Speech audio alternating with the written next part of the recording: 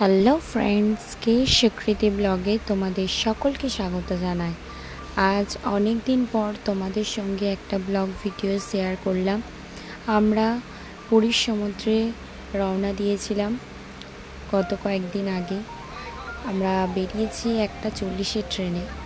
আজকের আমি তোমাদেরকে এই ভিডিওতে জানাবো যে কিভাবে তোমরা পুরীতে অত্যন্ত কম খরচে মাত্র 300 টাকা ট্রেনের টিকিট কেটে চলে যেতে পারো বাবা জগন্নাথের কাছে।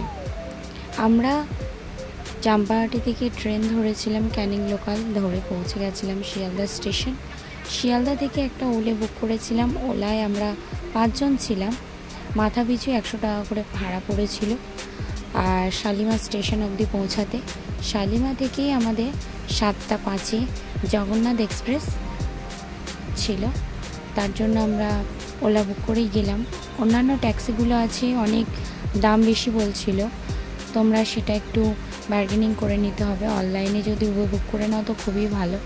শালিমার স্টেশনে এসে পৌঁছে আমরা ওয়েট করছিলাম ট্রেনের জন্য। ট্রেন আমাদের এসে গেছে। আর আমার মায়ের এসি সিট ছিল, কারণ মায়ের টিকিটটা প্রথমে ভাই ক্যান্সেল করে দিয়েছিল। তারপরে আবার মা যখন যাবে বললো তখন তৎকালীনে স্লিপার ক্লাস পাইনি, এসিতেই নিতে হয়েছিল। আর আমি আর আমার মেয়ে একটু ভিডিও ফটো সব শ্যুট করছিলাম। তারপর ওর দিদুনের কাছে ওকে রেখে দিয়ে আমরা সবাই স্লিপারে চলে গেলাম। আমার মা আর আমার মেয়ে দুজনে এই এসি রুমে ছিল। এসি রুমের টিকিট প্রাইস 600 টাকা জগন্নাথ এক্সপ্রেসে, কিন্তু তৎকালীন কাটার কারণে আমাদের ওটা পড়েছিল 1109 টাকা। আর আমি, আমার শাশুড়ি, আমার ভাই আর আমার বর মশাই আমরা সবাই ছিলাম স্লিপার S1।